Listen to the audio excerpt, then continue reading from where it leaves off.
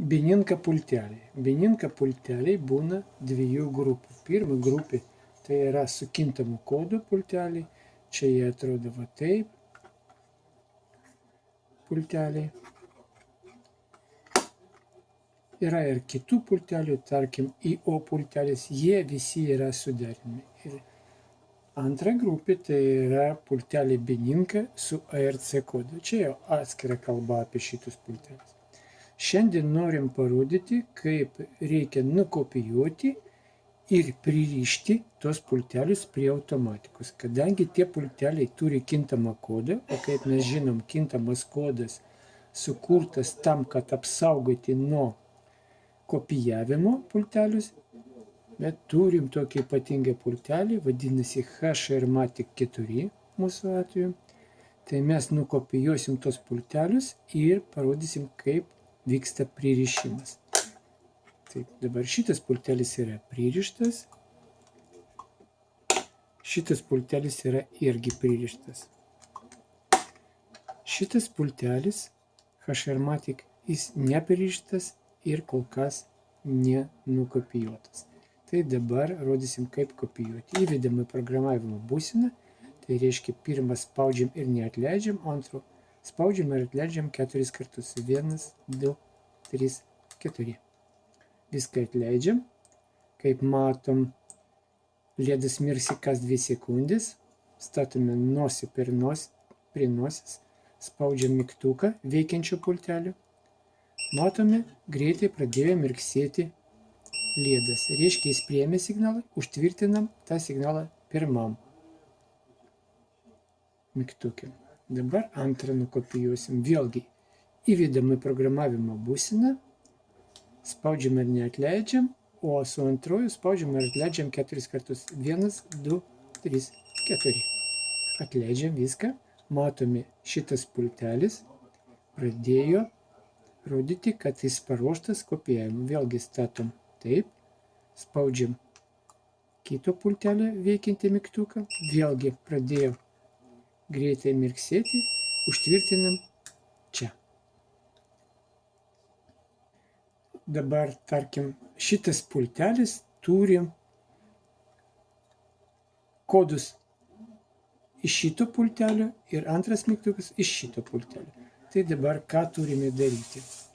Mes turime labai arti stovėti prie vaizdo plokštės. Jeigu čia yra pakeliami vartai, tai užeiti į vidų. Durys turi būti uždarytas, tai yra nuleisti tos durys. Ten virš lubų yra bėgiančioji tokia ir ant jo taip vadinama galva. Tai stovim atstumas nuo pultelio iki tos galvos, apie metrą. Kuo arčiau, to geriau. Tada niekas nevažiuoja tuo momentu, spaudžiam mygtuką ir neatleidžiam tą mygtuką, kol pradės mirksėti. Kai pradeda mirksėti, jis perduos visą informaciją nuimta nuo šito pultelio į automatiką ir automatiškai ten programuojasi. Tai dabar laukiam, kol jis mirksi ir turi užgesti, tai yra užbaigti savo darbą, ir nuo to momento mums reikia palaukti 15 sekundžių, kad sistema atstatytų į pradinę būseną. Dabar šiek tiek palauksim. Bandom. Pultelis puikiai prisirišo. Antras mygtukas kol kas neprisirišo. Čia buvo nukopijuotas šitas mygtukas, bet dabar pririšim į šitą mygtuką. Vėlgi, jeigu čia kita automatika, šlagbaumas, arba stumime iš šoną automatiką, arba atveriami vartai, tai sąlyga tokia, kad automatika turi būti uždaryta. Tada vėlgi stovim labai šalia, apie metrą nuo tos automatikos, ten, jeigu šlagbaumas ten dėžė, jeigu atveriami vartai ten irgi ten dėžė yra, stovim kuo arčiau, tarkim metras, spaudžiam mygtuką ir neatleidžiam iki tol, kol pradės mirksėti. Kada pradeda mirksėti, jis perduoda visą automatiką, visą informaciją į automatiką. Matome, jis programuojasi. laukiam, kol jis užbaigs savo darbą, tai yra užges. Užges, o dabar skaičiuojame iki 15. Tuo metu už tą laiką jis turi atstatyti save į pradinę būseną, tai yra išeiti iš programavimo būsenos.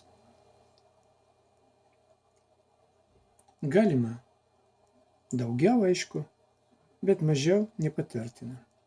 Dabar bandysim. Tikrai veikia, puikiai veikia. Matot, viena pultelė, dabar 2 pulteliai binininkai. Jie skirtingi, bet jie tarpusavėje visi suderinami. Taip vyksta kopijavimas ir pririšimas.